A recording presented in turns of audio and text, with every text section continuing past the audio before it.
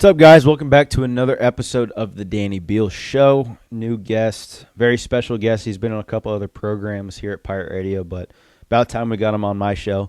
Is Dixon Williams, future Hall of Fame Pirate. It was an awesome, great time to talk to him.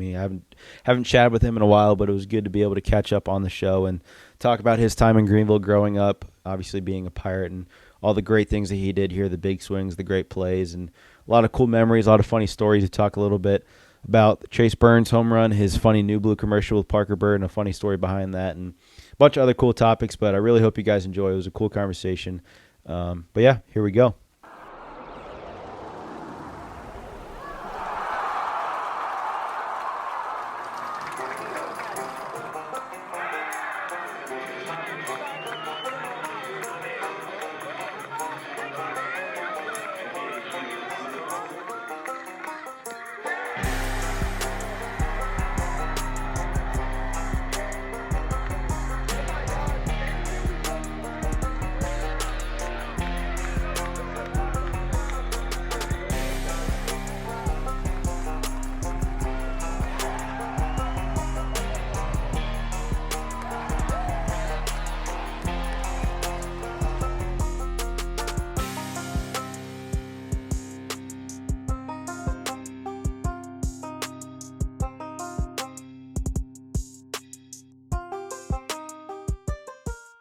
All right, welcome back. Another new episode of the Danny Beal Show. This week's guest is very, very special. Pirate Hall of Famer pretty much at this point, seeing as you guys have known him for 100 years, it feels like. But Dixon Williams, Greenville native, thanks for coming on the show, brother. Yeah, thanks for having me. About time. It's been a long time coming since obviously the season ended, but we wanted to get you on and talk about your journey in the season in particular, just because of the bumpy road that it was and the way it ended. But how have you been since it ended? What have you been up to this summer and all that good stuff? Yeah, just been hanging out. Went to a couple workouts about a week after the season, and then just playing golf right now. So there you go. That's about it, working on the game. There were, I guess, not highlights, but like people saying that you were going to the combine and stuff. You ended up not going because you already did the workouts. You were just going to go for other stuff. But are you comfortable with where you are and like the whole draft thing? We'll get into it later about that whole process. But from where you are standing right now, like you were pretty much prepared for it, excited to go?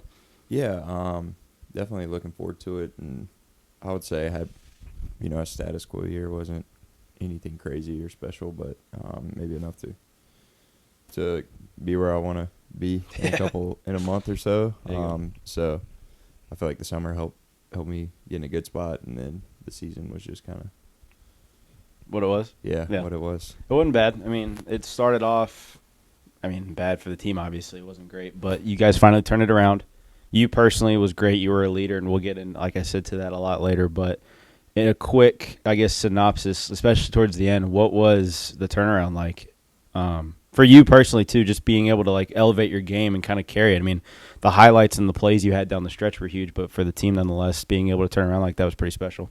Yeah. You know how Clearwater goes, like, a lot of meetings and I think really just being away for almost a month. Like, guys were kind of, we were kind of, I don't want to say forced to be around each other, but like we're in a hotel, like we were all hanging out with each other and just enjoying the time. But a lot of the meetings just consisted of being excited to play every day and show up. And then I think we knew that the season was on the line at the conference tournament. Like, it was win or go home. And so we didn't take it serious in that manner, but we knew that was like what was at stake. So, you're playing for it. Yeah.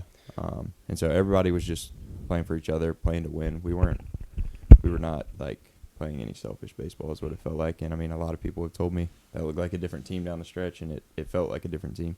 Yeah, I think especially this year, because every other year you go South Florida to end the season, and then you just stay in Florida. So it's like you're literally, like you said, in Florida for like what feels like a month. Yeah. And like you said, you're forced to be around each other. There's no getting out of the hotel and like going out. Like it is your teammates, your coaches, and you get to see your family every once in a while. But it's you. That's your family pretty much. And being able to use that. I mean, you've seen Tulane do it the last couple of years, where like they're not a good team in the regular season, and they just turn it on and play well down the stretch. But us being on the side of you have to win to get in was pretty cool to see. And again, we'll talk more about it later, but I want to get you on just because you've been on Holton's show, but this is a more baseball-centric. I've actually been your teammate, so it'll be a little bit cooler. But growing up here and growing up in a baseball town and essentially being the prodigal son pretty much from the get-go, like you're expected to be the guy, you and Mateus too. And what was it like growing up playing with the core group of guys, especially in high school and stuff? But from the jump, from when you started playing baseball at a young age, what was it like growing up here and then eventually going to college here? Yeah, so started playing baseball around 3 in like a wiffle ball league, and then everybody grows up watching ECU baseball, but I would say until high school, never really thought I was that good to play there. But obviously, really? I mean, I was not good until about my junior year. Like I was good when I was 11, and then I had the stretch of the big field, not good. Yeah. So most kids 7th, 8th, 9th grade wasn't really that good. COVID actually ended up helping me out a lot, and that's kind of when I was like, oh, okay, maybe I can, play at the next level. And then obviously talk about watching guys like Pack, and grew up hitting with Pack, and then Brickhouse and Bryson Worrell, all those guys, just seeing what they did. And then Pack was obviously a huge impact in that, seeing him from here and what he did. I was about to say, especially in high school, was he like, were you guys close when you were in high school and he was here? Or like, did you guys at least like acquaintances, like, hey, like when I see you out, or like, was he helping you hit or like whatever? Yeah, so we both hit at next level with Lance. Okay, and yeah, then, that makes sense. Like we weren't like texting or anything, Yeah. but every time we saw each other, he was always nice to me. Yeah. Probably did. I mean, I was a lot younger than him, so he was probably like This little twerp. Yeah, exactly. I was like following him around in there. But then, get away from you. Yeah, it comes full circle, and he's the coach.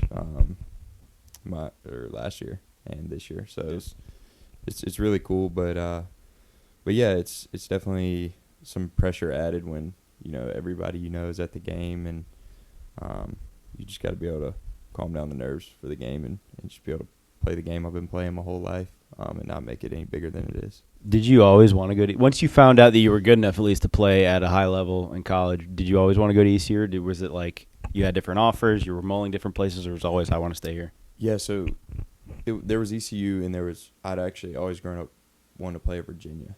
And so really? That was the only other school that recruited me. Oof. And but then as I got older, watching the regionals at ECU, I was like, no way. Yeah, no shot. So as soon as they offered me, it was right on the spot. And then from there, it was like I kind of forgot the Virginia. Yeah, the Virginia part. I guess that makes sense. I mean, they grew up when you were young and like first getting into baseball, they were winning all the time. So I guess that makes sense. Top 5 every year. Yeah, so it was like, sense. Yeah, that was kind of the spotlight. And then ECU started really, hosting regionals every year, and it was like, holy cow, this place is unbelievable. I couldn't imagine you with a loose helmet always falling off, running around the bases. This way Virginia goes, so annoying. Yeah, Jeez, they got some loose helmets. Yeah. I still remember that when dude. Teal hit the and then he loses his helmet like out of the batter's box, and it's like, bro, get one that fits. That place was a lot, because Coach let me go in the 9th to play third. I guess it was kind of more of like an experience thing, and the ground's like shaking beneath me. I was like, this place, I didn't know that place could get that. No, it was jumping. Well, I think it also added in, like when we played Oklahoma on the Friday game and Trey pitched, like it was packed, but it was all East Carolina fans. So it wasn't like, ooh, it's going to be a good environment because we're playing about to be SEC team. But when Virginia showed up and it was our fans, it was like, this is legit. Because our fans always travel. Yeah. But I was like, holy crap, like this is awesome. Yeah, exactly. It was awesome. And we got the Conway Regional, like, dude, I can only imagine. Place got rowdy. It was electric. So I'm just glad those young guys could experience that environment, and I know they'll get back there for sure, because it was a super cool environment there. Yeah, no doubt. So going back a little bit before college, going to Conley, was your first year on varsity the COVID year? Like the year that it happened? Yes, I was on JV my freshman year. Okay. So Conley has a freshman team, JV, and then varsity. Okay. So I was on JV my freshman year. That team went to the state, or lost right before the state championship to New Hanover with Blake Walston. Yeah, that team was pretty good. So I was on JV that year, and then COVID played. It was like 6 games. Yeah, but not I got even. Benched I didn't play the first 2 or 3. Okay. And then we actually played Tony again that year. Really? No way. Because he was at Corinth Holders. Yeah, he was at Corinth. That's right. That team was supposed to be unreal. Yep. So they would have been really good. They beat I think they mercy ruled us. And then after the game is when I started playing every day. But I was not playing up until that point. Because they had lost to Cam Clonch in Mooresville because they beat us in the Final Four the year prior in 2019. And then it was Landon versus Cam in the state championship, and then Cam beat them. Dang. And that I team, didn't know that, actually. Yeah, that Cam's team was not good. I'm one here to talk because they beat us, but they got hot there. It's honestly like the teams that win the conference tournament, they just get hot and they got hot at the right time. Yep. But neither here nor there. But what was the experience like? Obviously, everybody knows Coach Mullis and those guys over there. But what was it like being able to play for such a great coach and coaching staff and being on a team with some studs? Yeah, it was awesome. I don't think I really grasped it when I was there, and then you kind of see, some of the guys going to play. A lot of them are still playing college baseball, and then obviously you got Matthew, who's a stud on the mound. So it was really cool, and Coach Mills is a great high school coach. But yeah, it was an awesome experience. We just kind of could never get it done in the playoffs. I was looking it up. What was the furthest you guys made it round-wise? When I was on varsity, it was the COVID year, so the third round, which was actually the Eastern Finals that year because it was shortened. Yeah, that's right. And so instead of being 3 games, it was 1. We lost to Rose, I think 5-0. So that was a tough one. Why does Rose own you guys? Yeah, they did for a while, man. I don't get it. Year, though. No, not this year. That's a good point. Conley boys got him. About time. Jeez Louise. Good Lord. Yeah. So I thought Conley was going to do it this year too, but I know. So did I. And I was close. This is the closest I had been to a high school team, just in terms of like knowing the kids, because obviously I knew Tucker because of my relationship with Bram and stuff, and then I knew Coach Mullis because of just being around here, honestly. Yeah. And I helped them out in the fall a little bit, just like talking to them and stuff. And I actually talked to them before the playoffs, just because they needed apparently a stern talking to, is what Mully and Coach Mills said. And I mean, they lost 1 game in the regular season. They were as talented as I've ever seen a high school team before. It's crazy. They were rolling. Yeah. And then the game before Coin Throwers, they were down and like the 6th spot. Yeah. So I was talking crap to Seawall on that one. Good, as it should be. As it should be. Yeah. But that's the way it goes. Man, glory days.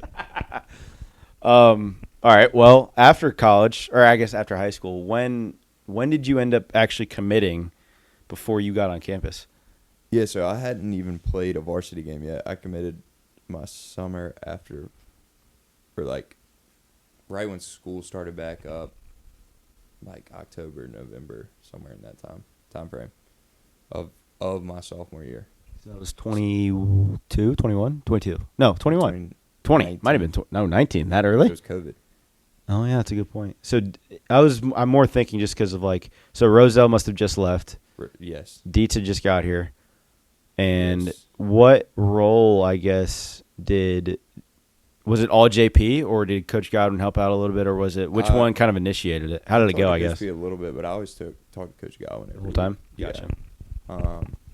And so went to a camp, talked to them for about, I would say, a year, maybe like 6 to 8 months. And then committed, like I said, I think it was November.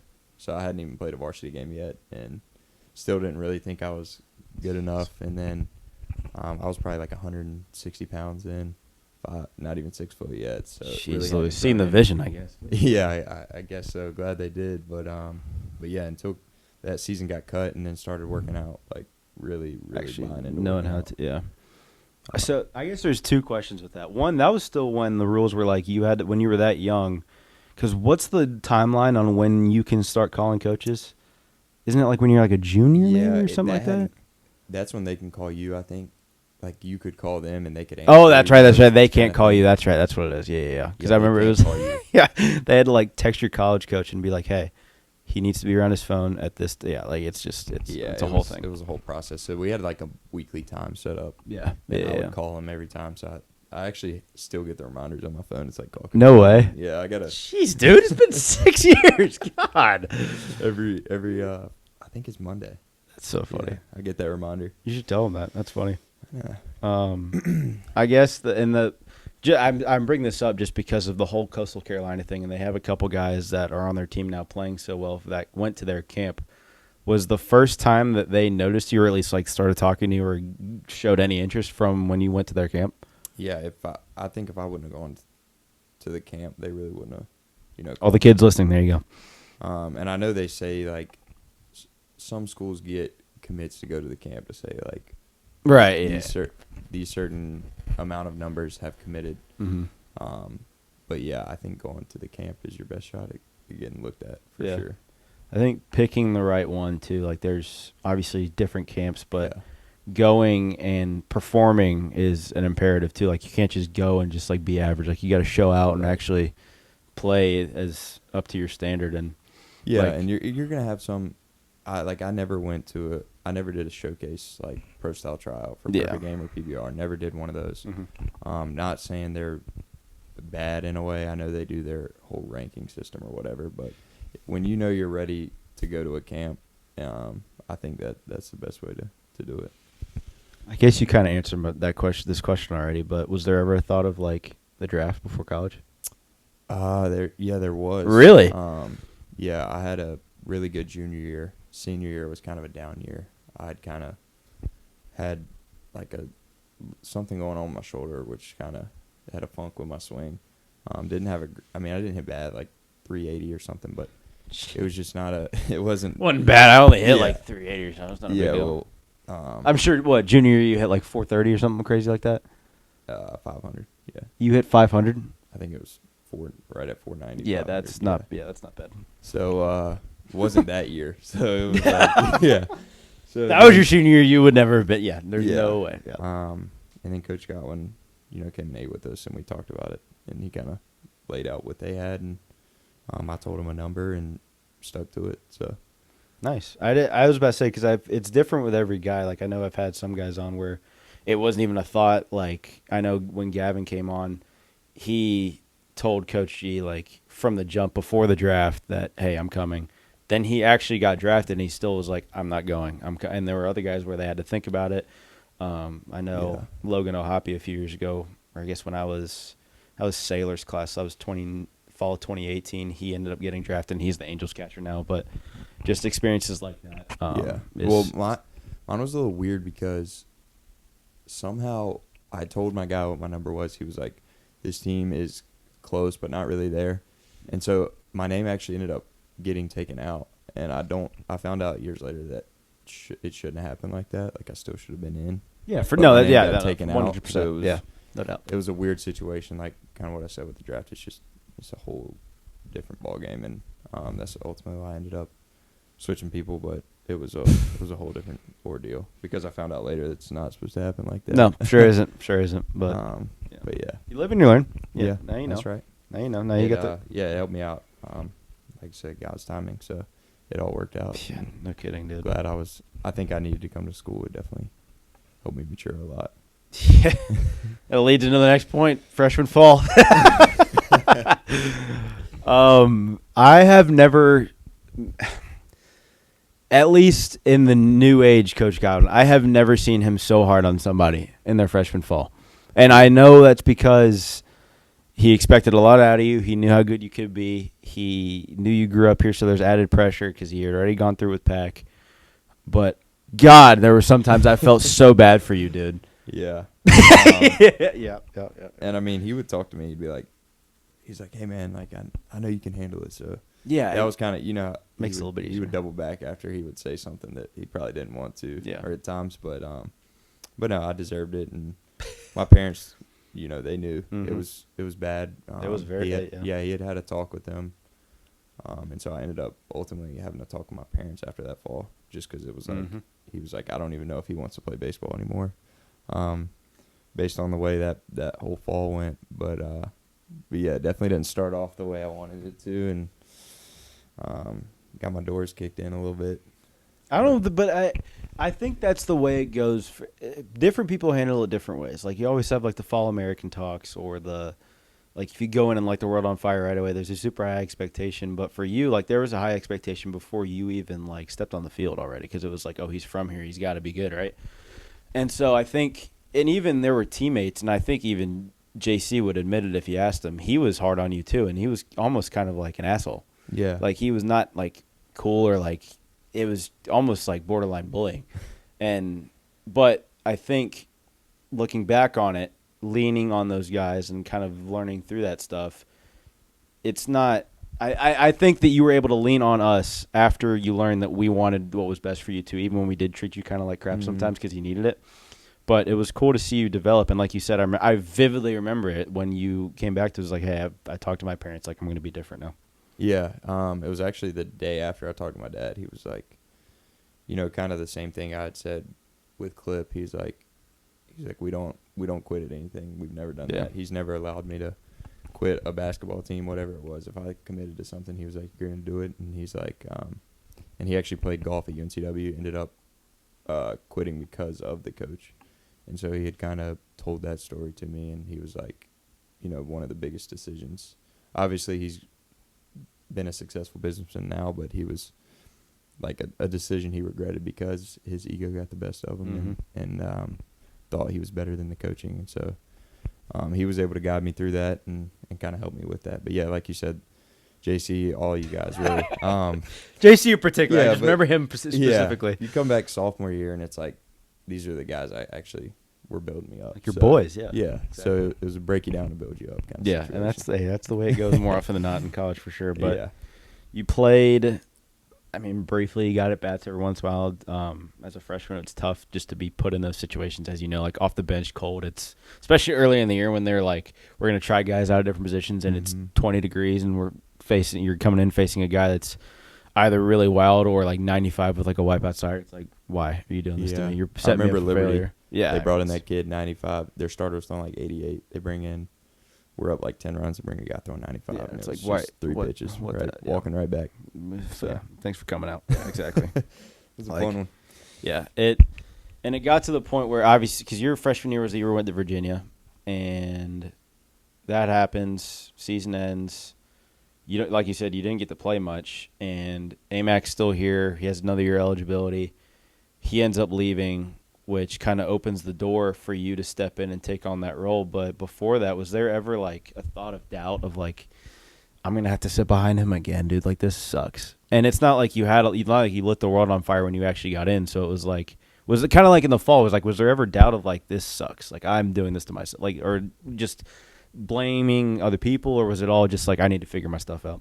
Yeah, I don't think I ever, I would never blame AMAC or Coach P for me not playing. Like, I'm missing ground balls in NDD. That's on me. That's nobody else's fault. Like, and I didn't like to do that. But obviously, I came back from the summer, and me and Seawall were kind of battling it out, and it looked like there for a while, like I wasn't going to play third. So, I know we went to Virginia to scrimmage.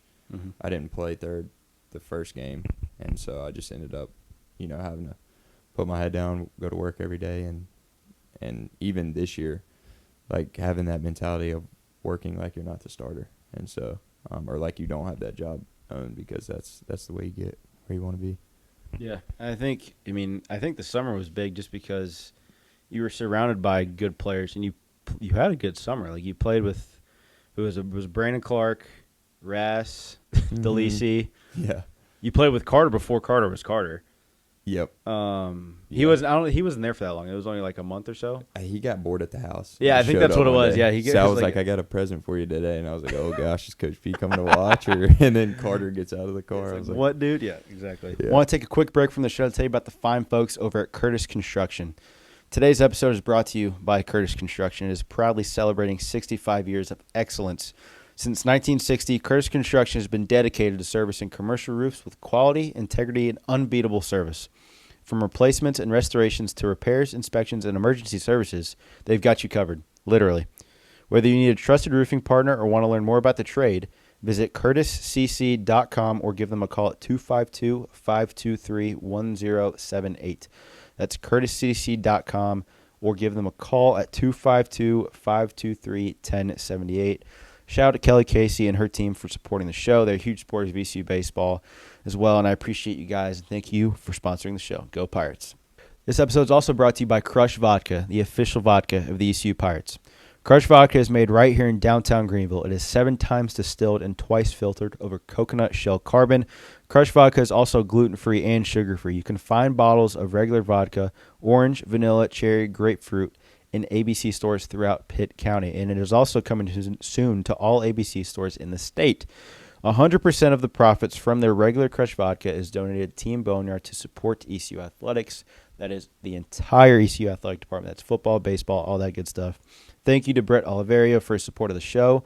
Crush and Sup Dogs has been great for the community, and we appreciate your guys' support of the show and ECU Athletics. Go Pirates. This episode is also brought to you by Randy and Mary Ellen Cole. They are two people that bleed purple and gold and love ECU Athletics and supporting their athletes.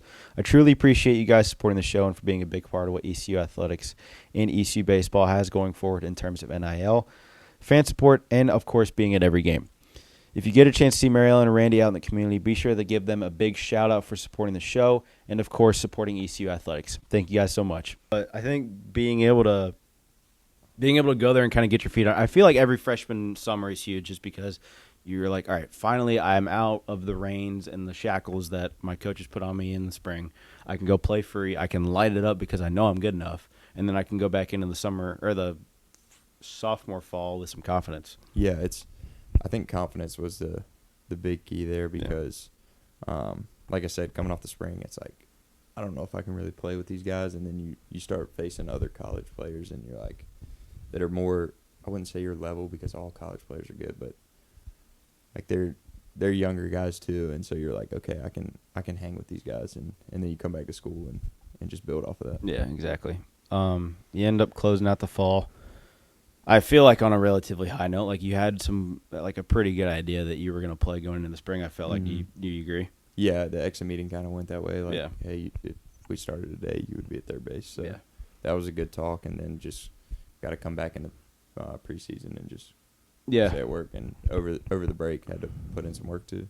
Yeah, and I think we've talked about it to no end about how important the winter is with guys and not screwing things up or changing things or doing too much or doing too little and being able to come back and hit the ground running. And I think you did a good job of that. And the year proved it. I mean, you played great. You had the big season. You had the big regional. You had like a homer in like 4 straight games at one point down the stretch. Like you played great. But what, I guess, confidence-wise, like you were just talking about, what was it like as the year went on? Because you finished about probably as good as you could finish in terms of play. What was it like on the trajectory of that year playing every day for the first time? Yeah, it was tough. I mean, a month in, I think I'd reached like my breaking point. You know, I was hitting balls hard and right at absolute rockets. Yeah, and you could not get on base. And just couldn't get on base. I was like, I really wasn't looking at my average, but I was like, man, I'm just not on base a lot, and it was tough. So like it broke me down for a little bit, but then kind of leaning on Carter and realizing like that's not who I am. Yeah. And the game has a way of coming back to you. So it definitely did. But yeah, not finding my personality or who I am in 4-for-4 over 4 was a big thing because it's easy to do that, especially when you're from here and it's your first time playing as a sophomore. So it was easy to do, but I'd say the first month it was like high, low, and I was just riding it back and forth. That's best say riding the roller coaster. Yeah, and it's not a fun place to be. No, it's not. But the fact that you found consistency with leaning on the older guys, and then, like I said, like the 4-homer game, you stole home in Clearwater. You were one of our best players down the stretch, and then, I mean, we've talked about it at no end, but the Burns homer was pretty cool too. But I mean, it was special to watch because we knew what the future held for you because of how cool that sophomore. I mean, you hit like what, 308, 310, something like that. Yeah, right around there. You played great and turned it on a lot down the stretch. But what, I guess towards the end too. First of all, what was stealing home like? We had JP on right before Clearwater, and we talked about it a little bit. How he literally was like, yeah, he did it on his own. I gave him a little bit of like advice, but he's like, yeah, I just went for it. Well, he saw me working.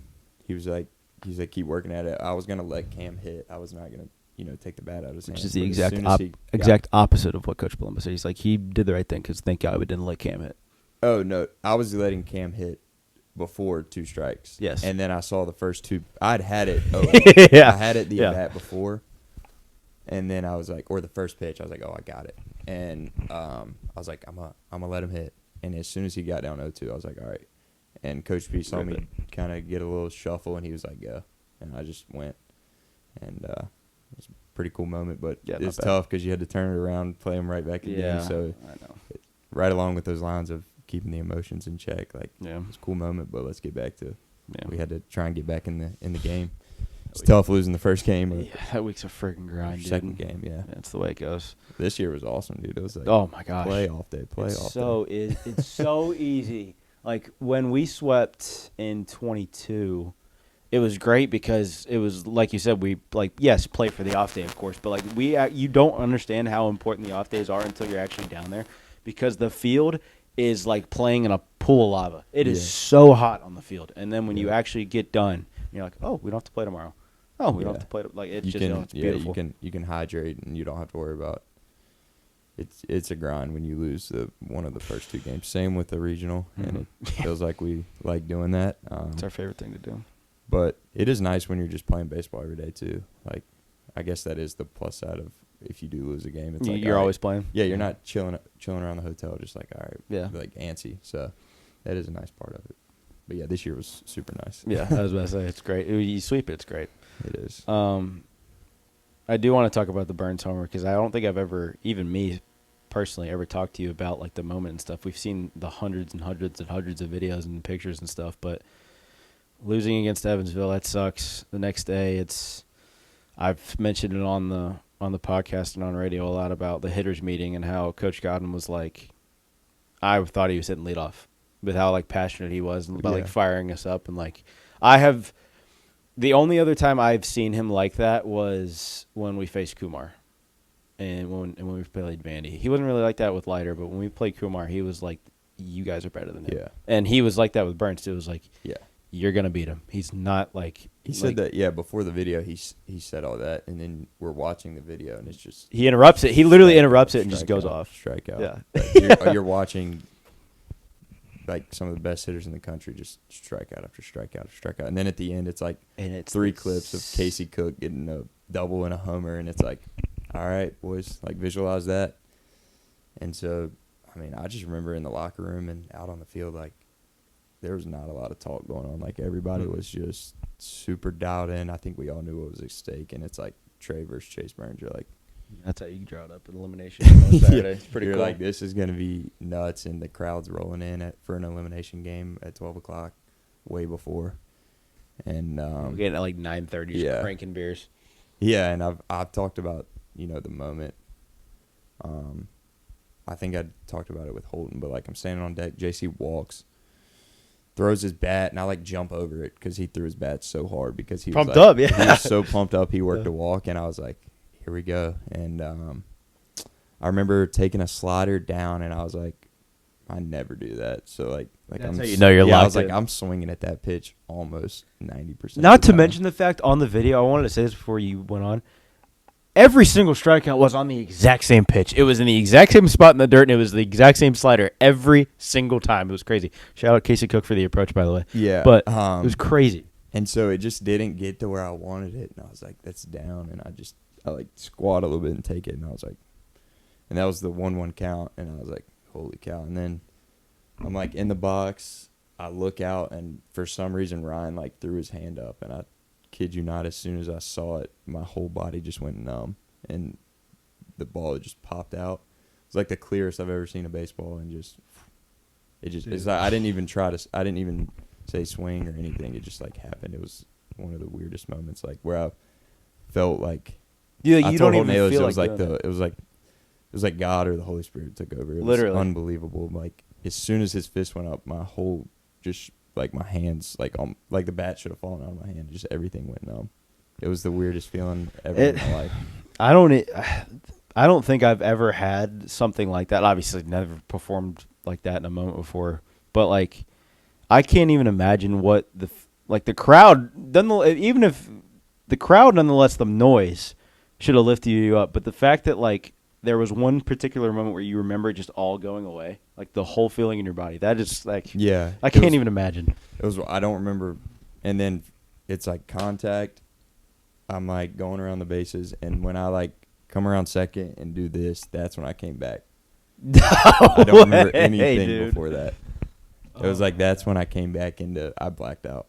So and you actually tried to jump out of the stadium when we did the celebration at the dugout. Yeah, the picture, you look like Air Jordan. It's crazy. Yeah. So actually, my dad got that picture in a little canvas because they're sitting right there. Oh yeah.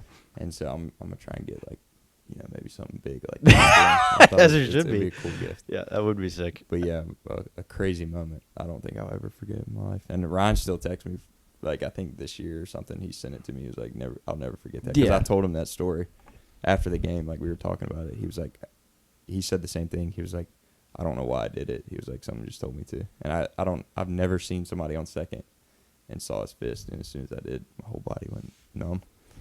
I mean, and the problem is like, or not the problem, I guess. The cool thing is you can go back and watch that video for people that just never heard that story, and you'll be able to see it too. Yeah, you and can. It's so you can cool. see him do it. Yeah, it's like right where I was looking for some reason, and it's just his fist. It's kind of funny, but yeah, it's crazy. Hey, wild, cool story. Want to take another quick break from the show to tell you about our friends over at Young's Physical Therapy and Sports Performance. Young's Physical Therapy and Sports Performance is the only clinic in Greenville that you should be going to for your PT and training needs. They specialize in physical therapy for athletes and the active population. Their PTs are sport-specific and know how to treat any injury. They also have private, semi-private, and team training for workout classes or conditioning, private, semi-private, and team training. And they are all highly trained professionals who collaborate and utilize a team approach in an elite 9,300 square foot facility. That's 9,300. It's a big shop. Thank you to Kevin and Jennifer Youngs for supporting the show and being the official physical therapy provider for ECU Athletics. They are amazing in the community. Hearing Kevin's testimony on the show a few months ago was tremendous, and it shows that they are good, God-loving people that are here for you guys to work together to make you stronger. Shout out to you guys for supporting the show, and we appreciate you. This episode is also brought to you by Caroline Cook Homes. Caroline is committed to helping you find your dream home, selling your property for the best possible price, and providing top-notch real estate services in Morehead City, Atlantic Beach, Greenville, and Winterville. She is dedicated to providing personalized attention and expert guidance to meet all of your real estate needs. Whether you are a first-time home buyer or an experienced investor, Caroline is here to help you navigate the complex and ever-changing real estate market. She prides herself on local knowledge, professionalism, and commitment to exceeding your expectations. Explore her website at CarolineCookHomes.com. That's CarolineCookHomes.com to learn more about the services Caroline provides and the properties she has to offer. Contact her today to start your real estate journey at CarolineCookHomes.com. That's CarolineCookHomes.com, or you can reach her at ccookrrealtor@yahoo.com. That's ccookrrealtor@yahoo.com, or at 252-341-1992. That's 252-341-1992. Thank you, Caroline, for supporting the show. Yeah, no, I mean, it was special, and the way the season ended sucked, obviously, losing to those guys, because, we were rolling. It's the way it goes. It's tough. But yeah, people don't realize, like, this year, Coastal's having a great year. Evansville, only team to take a game from Tennessee in the postseason last year. Like, seems like we run into some good teams, but I feel like, it's going to happen. Yeah, it's going to happen. Whether it's sooner rather than later, whenever it is, it'll happen, and we will all be there. Everybody will, yes. Every single person that has ever drop put on what that they're jersey. doing. Yeah, exactly. Yeah, I can't wait. Yeah, no, for sure. So after that, you went to Newport, and I don't know if you've ever heard this story either. We were in Ethan Norby's new house down the street from where I live, and they had your games on ESPN Plus, and we would have watch parties to watch you play because of how well you were playing and how cool it was to watch you on TV. Not to mention the fact that you turned into like Barry Bonds, like it was Willie Mays in the field and Barry Bonds hit that. But it was crazy. Every single time you came, it was like, it's probably an extra base hit, like a homer. Yeah, he's gonna make a great play. Yeah, it was weird, man. I was super dialed into my routines and just my processes every day and loosened up in the box, but really had no thoughts going on, and it was the freest I'd played in a while, I would say. It was really cool. Yeah, no, you guys won the championship. You clinched it, didn't you, with the walk-off? Yep. Yeah, it was a pretty cool way to end the season. That's not bad. Yeah. But with that confidence going into last fall, I feel like, especially with Root and Bristol leaving, you were thrusted kind of into a position where you're not necessarily on an island, but you lost all the older guys. Yep. You lost all the guys that were pretty much in your class that played. You had some of the younger guys like Seawall and stuff, but at the end of the day, it was you and Jake and Riley pretty much for guys that had played pretty consistently. I mean, you could count Norby too, but you guys were pretty much the core of like, hey, we've played every day. We know what it takes a little bit. Was there like a mindset change that you had to go into this year, or was it kind of business as usual and treating it like any other kind of leadership process with those guys? Because it was a lot of new guys and young guys. So it actually, early in the fall, tried to be like the vocal guy. Wasn't my like suit, and just I wasn't comfortable doing that. Like I kind of needed to do my own thing, and that's what was so nice about my sophomore year is like I could handle what I needed to, and the older guys would take care of like what needed to be taken care of. But exactly. It was like this year, I kind of had to take on some of that, and early on it was like rough. Like none of it clicked for me, and then really until Clearwater is when I kind of just started being like, CG told me, he'd called me, told me a story about, I guess I'd talked to Irby one time, and he was like your words actually do, they have an impact on these guys, and you're actually helping these guys. So once I heard that, I just went full, like, over-exaggerating, having to talk on the field and talk to the guys in the huddle, talk to the guys pre-pitch, and, like, every game I was exhausted and, like, oh, I bet, yeah. Because it just, I'm like, it's more, like I'm more screaming. mentally than physically, because you're yeah, exactly. Drained, I was getting super out of my comfort zone, but at the time, like, I felt like that's what we needed to win. So I was just doing it, and then after that, I was rooming with Dave, so Dave's a little overstimulating at times, but yeah.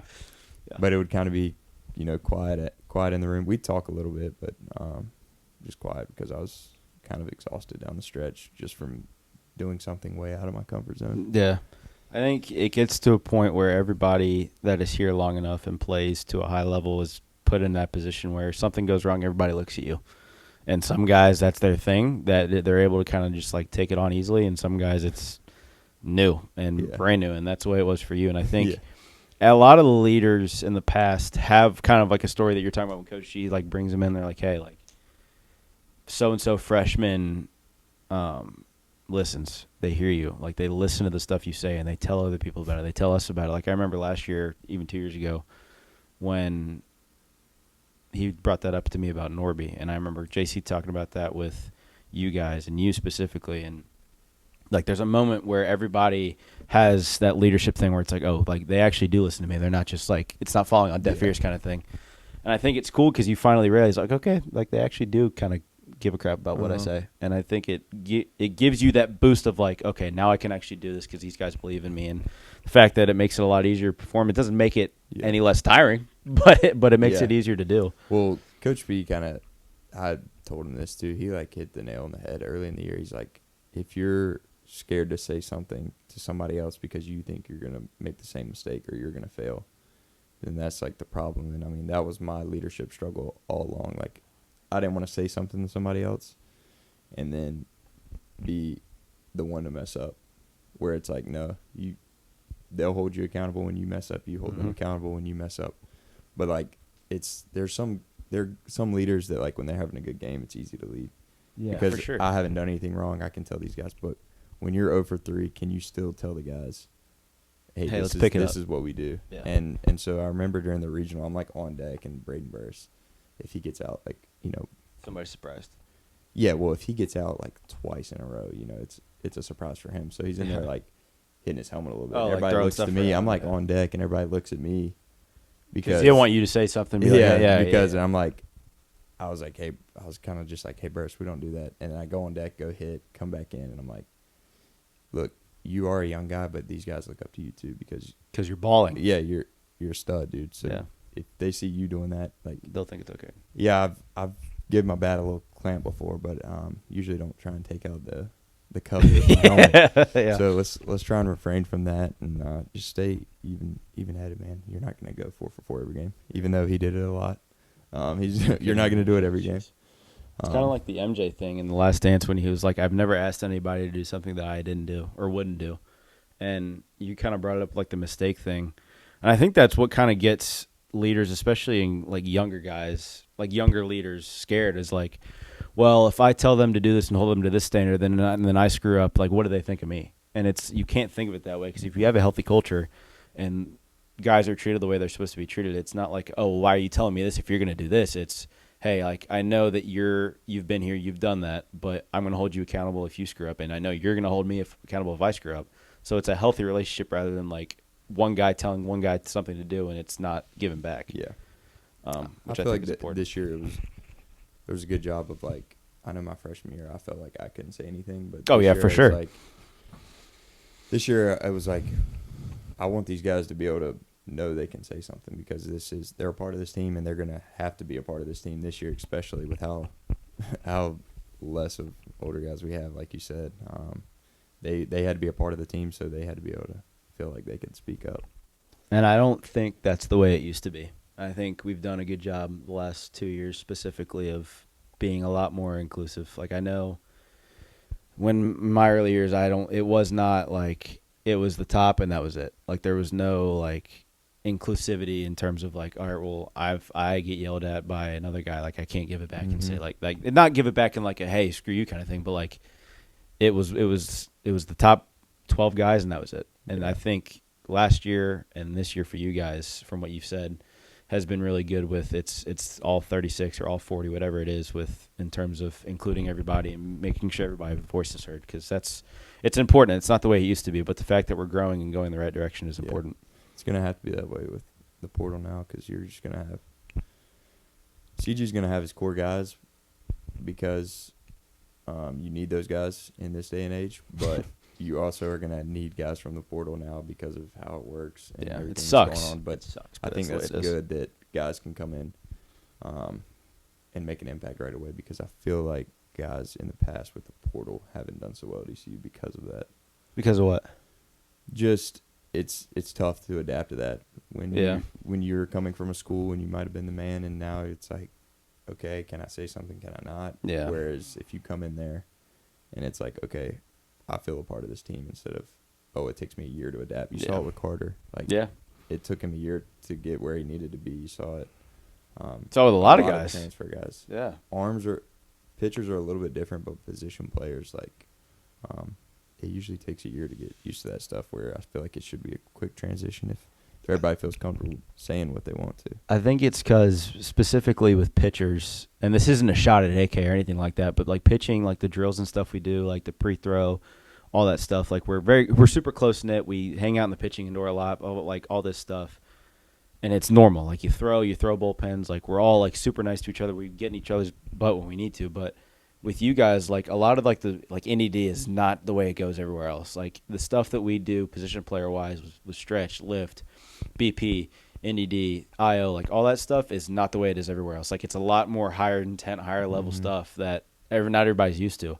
And I think that kind of, like you were saying, creates a level of like almost like scared, because it's like they don't want to screw up because it's a well-oiled machine. It goes fast, and you got to like there's not a lot of time to get used to it, dude. It's crazy. When you watch it from the outside, it's like these guys, there's no way these guys know what's happening. It's a machine. Like, it's crazy. But you start doing it, and it's like, well, this is why, they're consistent every year. It's like, it's unbelievable, man. When you're in it, you're locked in, but like outside, you're like, what are they even doing? Like Coach P's flipping the fungo so fast, Dude, you don't even know the ball what's going every 2 on. seconds. It's crazy. I do think it's cool though, and this is we're getting off topic, but it's a good conversation because I think it's important. But I think it's cool that he has the core guys coming back. Like I still think it's cool that in a year where it was down, in a year where we made a regional because of the conference tournament, and a year where you can leave and go get so much money from these big schools, that you still have the core group of guys that the names are known around here. And it's the guys that care about the culture and care about the team and want ECU to go to Omaha that are still here. And they're not going and chasing money or chasing a bigger team or chasing an SEC. Like, they want to win here, which is important because that's not where it is or like it is everywhere else. No, definitely not. It's very important. Like, you got and I think those videos were a great idea because people see all the guys leaving. We don't need those guys. Like, let's not worry about this guy's entered the portal. Let's worry about the guys that are coming back, because that's super important, and it's a big deal in this day and age. Yeah, especially. No doubt. It's cool that they're able to at least showcase it a little bit. I'm excited that. Yeah, I think it got the fans actually excited because you start seeing, all these guys are coming back. Yeah, they don't really focus on the portal hoist the colors report that so-and-so leaves, so-and-so leaves, so-and-so leaves. It's like, yeah, well, we got Norby coming back. We'll see you all, so suck exactly. It's... I don't know. I never liked the portal entry. I guess you have to cover it for media, but who cares? Yeah, you'll find out if you find out. If he's not here on the roster in the fall, then you'll know he's gone. Yep. Whatever. It is what it is. I want to take a quick break from the show again and tell you about the fine folks over at Tiebreakers. Tiebreakers is open every day at 11 a.m. and is the best place to watch your favorite sports while enjoying the best wings in town. They also offer sandwiches, appetizers, the best cold beer, and more. Follow Tiebreakers on Facebook and Instagram for daily updates. Tiebreakers is in Greenville at Bells Fork on Greenville Boulevard and in downtown Winterville on Railroad Street. Thank you, Bram and Tracy Anderson, for supporting the show. Tiebreakers has always been a spot a lot of the guys when I played would go hang out, eat at. The service was always great. The food was always top-notch, and there were always really good sports on. Shout out to you guys for being supporters of the local and ECU athletics. And, of course, thanks for supporting the show. Appreciate you guys. This episode is also brought to you by Brandon Manning, my guy B-Man. From his days as a Pitt Community College Bulldog to his years at ECU, Brandon Manning bleeds purple and gold in anything local sports. Born and raised in Pitt County and your local Farm Bureau insurance agent in Winterville, Brandon can set you up with auto, home, life, and health insurance. You can call him at 252-531-1812. That is 252-531-1812. One more time, 252-531-1812. Thank you, Brandon, for supporting the show and being an avid ECU baseball supporter. Your fandom does not go unnoticed, and we are glad that you are a Pirate and are so grateful for everything you've done in the community, helping the kids learn how to play the game the right way, among numerous other things. Shout out to Brandon Manning for supporting the show. You're the man. Thanks, B-Man. Yep. We talked about this pre-show, and this is a little bit more lighthearted. What was that New Blue commercial, dude? The one where you're sliding into Parker's parents' bed. Yeah. If you haven't seen it, we'll link it. But good Lord, that thing is... Well, actually, backstory on that. That is Parker's parents, my parents' bedroom. So wait. What? Wait, what? Yeah, so we shot it at my house, my parents' house. So you talk about sliding into, You're in your parents' bed with somebody else's parents in their bed. Yeah. Very awkward. Wow. 10 takes. Dude. Get me out of there. No kidding. No, oh my. I hadn't heard that before. That is really awkward. That makes it so much worse than it looks on screen. Jeez. So the snap was like, get me out of here, please. Yeah, for the love of God. Slide in. Oh. I was like, please tell me that one's good. So yeah, it was 10 super funny, takes. But they were awesome to do that and help out with the video, but it was hilarious. God bless Parker him. loved it when it came out. Oh, I'm sure he did. So yeah. funny. God bless him for being cool with it, because all the New Blue stuff with the you hitting and the guy with the mullet and the American shirt, and then the New Blue commercial where she's plunging a toilet and you slide on the hardwood and slide into their bed with no power. It's just like, oh my gosh, dude, it's crazy. It's absolutely crazy. They have some good ideas, and I knew they were going to do a great job because they did Leaky Black the year before, UNC basketball. Oh yeah, it's leaky. No leaks in this house. So they've had some great videos before, and their marketing team does a good job. Yeah, they do a good job. They're super funny. That was so funny. Very lighthearted. I told you before, every single time I watch it, I laugh harder because it's just so now that I know that it's your parents' bed, I'm gonna laugh even harder now. It's crazy. It's absolutely crazy. Yeah. No, they did a good job with the audio, I guess, the sliding in. It's pretty funny. It's so funny. Yeah. I wanted to bring up two things, kind of going back to our conversation before the New Blue thing, but we had Jake and Riley on, end of the fall. And we just kind of not necessarily previewed the season, but just talked about the fall and all the new guys, how it was going, two leaders that had been here forever, and we just kind of talked through everything. And they mentioned the whiteboard in the locker room. Mm-hmm. And we hadn't had, at least in my time, we hadn't had a whiteboard in the locker room, and you guys kind of had a meeting where it was going pretty rough in the fall. Nobody was playing good, bad attitudes, whatever it may be. And you guys had a meeting, pretty much laid it all on the line. Everybody said their piece and what they needed to say, and then you implemented this whiteboard in the locker room. And they said it pretty much turned around the rest of the fall into Mission Week and then into the spring at least. But what was kind of the thought process behind the whiteboard in the locker room? Yeah, so we kind of, we have the vision and on the door where we want to win a national championship, go to Omaha, regional, super regional. Graduate from ECU, all these things, but we had never called ourselves hey, we're going to be the national champions. And so it's we say these things, but do we really believe it? So we want to start calling ourselves hey, we're the national champions every single day. So as soon as you walked in the locker room, you saw 2025 national champions. We all signed it and said this is what we're committing to, and kind of would rank our days based on how they went. And it was just the fall, like BP, like pitchers aren't saying anything when guys are making plays. And like, so I kind of brought it up like, hey, if you were here last year for a practice, like ESPN should have been out there because guys are flying around. Everybody's screaming, like having a good time, high energy, enjoying it. Yeah. Yeah, just dumb plays being made out there. Yeah, and, like, literally. And then it happens in the game, and everybody is super pumped in the game, but we knew it was going to happen. We've seen it before, yeah, exactly. So it's like that's the energy we need for these practices because, I mean, all the great athletes have talked about it. Like, if you can't do it there, you will never – it will never happen for you on the big stage. No, never. for sure. So you can't expect it to happen. You got to go make it happen. Yeah.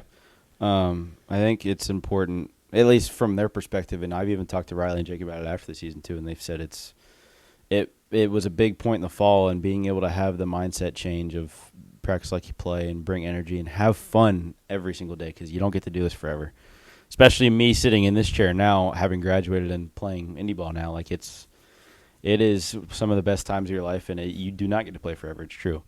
But yeah, I digress. It's good stuff that you guys were able to bring it together, and I wanted to get in. You mentioned it briefly. I wanted to get into the regional a little bit, just because how awesome it looked on TV, but the environments with the Florida games, the Coastal games too, where the first Coastal game, the score doesn't reflect how close that game was, especially down the stretch because it kind of just blew up. But the second game, that was one of the more fun baseball games I've watched, just in terms of pitching matchups, obviously. But like the offenses were like putting pressure, and they were continually finding ways to get out of it. But in totality, I guess, what was the regional like? Were you guys nervous for Florida? Was it a big name? Was it like, all right, whatever, it's whoever? What was it like going in, especially after you won the first game too, going into Saturday against Coastal? Yeah. So, me personally, like before the Florida game, like super nervous. Like, you know, it's a prestigious program. Well-known coach, obviously, and like in and out, we were like booting balls around for sure. Really? Like Jeez. it was not good. And then we get in the first inning and drop a 2-spot on their guy, and get some confidence going. And it's just one of those things where like we had talked with the offense down the stretch, like pitching. You don't see pitching win a lot of these games. Like it's going to be a lot of offense in the postseason. Like that's what does it. You got to go score runs, and so it was cool to just. We kept adding on. That built our confidence up, and then we go into the Coastal game, and it's a freaking CG likes to call it a heavyweight match, and it was. It was blow after blow. Back alley fight. It's his favorite. Yeah. And like you said, that 5th or 6th inning, like we're in a freaking dogfight, and then next thing you know, it just gets out of hand. Yeah, it's a 6-run lead. It was that was a really good game until it wasn't. Yeah, literally. That's the best way to put it. And then you wake up the next day, and it's like, dang, we got to play Florida again, and everybody's kind of like dragging in there a little bit, and then the whole thing goes down. Yeah, we have beat that horse is so beyond dead because of how much we've talked about it. We don't have to talk about it. If you want to find out the story, go watch one of the hundreds of videos we've talked about because it's actually absurd. Last 3 weeks, it's ridiculous. But yeah, that happens, and it kind of fired you guys up, right? Yeah, we were pretty dead walking in there. That happens. We're in the cage, and we're all fired up, ready to go. So it definitely sparked us, and then we got there and. It's like we're doing the same thing, and everybody's just picking each other up. Like, I know I left some guys on scoring position, and other guys are just picking us up. It was a really cool offensive performance and big win, and then you got to turn around and play a game at night. And, you know, it was a pitcher we probably should have done damage off of, but the wind's playing a different factor that night. It's blowing a little in. And did you hit the jack Saturday night or Sunday night? I hit Saturday. Saturday night, that's right. Yeah, because it was 1-0. No shit. Yeah, I hit one Sunday. They got called at the wall, which I mean, I think if it's Saturday night, it's pushing out perfectly. Yeah, no, for sure. So it was like 2 different days. Like you needed your more singles and get runners on, put pressure on them. But like you said, both sides of the ball were getting out of jams really well, and there were some situations where it's like, oh, they're runners in scoring position, but it was like. Getting out of it pretty easy, it seemed like. So, and then obviously the 1 inning, where they get the run, and like you said, it's a tough feeling when all that emotion hits you. That could be it. And I didn't even know I played my last home game against UTSA when we walked it off. Like, I thought we were playing Campbell Tuesday. So I know. That's late. I remember what could be my last home game. I remember talking to Riley about it because Riley was pretty even keeled about it. Riley's carefree about a lot of stuff, so he was just like, it's what it is. It is what it is. I've played 100 games here, but like not being able to take in the moment, especially knowing you weren't going to host. That was going to be the last one. Not being able to take it in, like go through your last pregame, go through your last BP, like go through your last home everything. I don't know. Maybe it's just me being nostalgic, but I feel like that kind of sucks. Yeah, a little bit. Yeah, because like you start looking at, I think Easton knew. Easton Daly, I think he knew because he was like sitting out there, so I sat out there with him. And kind of like was like, dang, this really could be, one of the last home games I ever played in. Unless something lined up with like a super or something. Could you imagine? But yeah, it was like it was weird because like we have a game on Tuesday, but everybody kind of knew it was canceled. So yeah, I didn't take it in as my last home game. Yeah. But it definitely sat there a couple times and just thought about it. I mean, I know we sat there for probably 3 hours after Evansville. We didn't. The game we played at noon. The game ended at 3. I don't think we left till 5:45. I remember Carter was out there, you were out there, and I was just kind of hanging out. Yeah. I was in center field. No, I was actually on center field in the mound. Carter was in Nico's seat. You were in the dugout. And then we all met in the dugout, and we were like, wow. Yeah, we just started talking. Yeah. That was a really cool day, special day, I think. We kind of all know what it was, but it was definitely. I think the night, yes, it sucked that we lost, but that night, like, the emotion that poured out of everybody and the fact that we had such a good time and being able to relive all those memories and enjoy ourselves and, like, know and understand, like, it's over, but, like, it's almost like the corny quote, like, don't cry because it's over, smile because it happened kind of thing. Like, it sucks that it's over, and we were all crying, and the press conference sucked. I've had so many people, like, Igo's told me 100 times, he's like, that's the hardest press conference I've ever sat through with us and all the seniors and stuff. And it's like, yeah, it sucks, but, like, we did a lot of cool stuff here. So it's not like it's the last thing in the world. But when you guys lost in that, I mean, it was they scored in the 8th inning, and then that's the thing that really sucks. It was tied, and it wasn't, and then it feels like 10 minutes later it's over. Yeah. So like, what was I guess everybody knows about the outfield when you're hugging all your teammates and crying, and especially for you with the possibility of you not being able to return with the draft, or maybe you do come back, whatever happens, but. Having the possibility of that being your last game in that jersey, what was the kind of the feeling like in the outfield? Not on your own field, which sucks. Yeah, we were actually in the dugout. We never went to the outfield, so we're all hanging out in the dugout. But just watching those guys celebrate and just kind of going through what had all happened the past 3 years, and it's like CG says it all the time, like blink of an eye, and it's like dude, got here so quick, and how much pride I have to wear that uniform, and just kind of all. It was a sting, but it was I guess a good sting in a way. Like it was like I kind of gave all I had for that uniform, and it does suck that I might not ever get to wear those words across my chest. But